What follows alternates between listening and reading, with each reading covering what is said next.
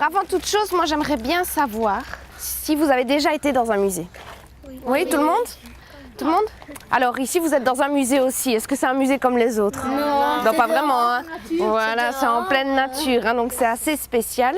Alors c'est pas seulement en pleine nature, on se trouve en fait ici dans un campus universitaire. Et alors en fait l'université, à chaque fois qu'elle a construit de nouveaux bâtiments, eh ben, elle a installé aussi des œuvres d'art. Donc elle a demandé à des artistes de faire des œuvres ici sur le campus universitaire. Et c'est ça qu'on va découvrir. Parfait.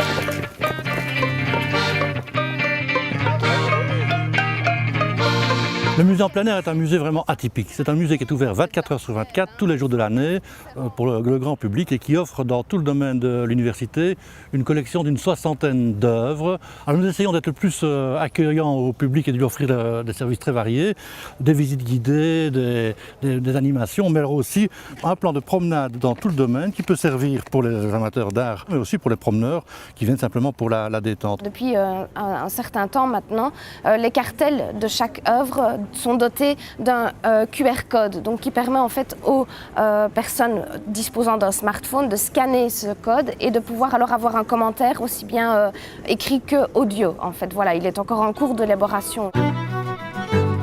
Le mur de Pierre Culot qu'on voit ici est vraiment une œuvre emblématique de la collection du musée. C'est en quelque sorte la première qui a été inaugurée en même temps que le campus en 1967. Et c'est à l'époque où l'architecte coordonnateur Claude Strebel impulse ce qui va devenir le musée en plein air, c'est-à-dire faire travailler des artistes pour créer des œuvres qui soient parfaitement intégrées à l'architecture, aux données naturelles, aux activités humaines et qui donnent du sens en quelque sorte à l'espace.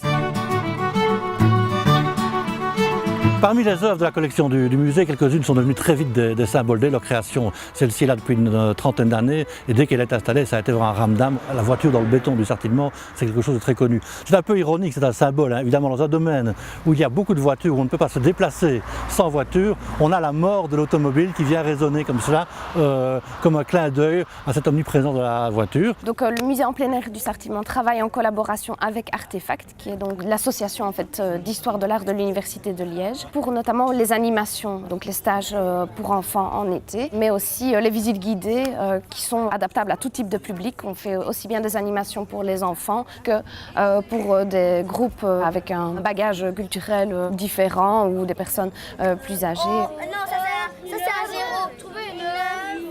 Alors on peut aussi bien sûr faire des animations à la carte. Et au musée en plein air, on a un panorama, un ensemble qui permet de faire un tour complet de la création contemporaine en Belgique francophone depuis une quarantaine d'années. C'est vraiment un petit laboratoire d'art public dans la région liégeoise.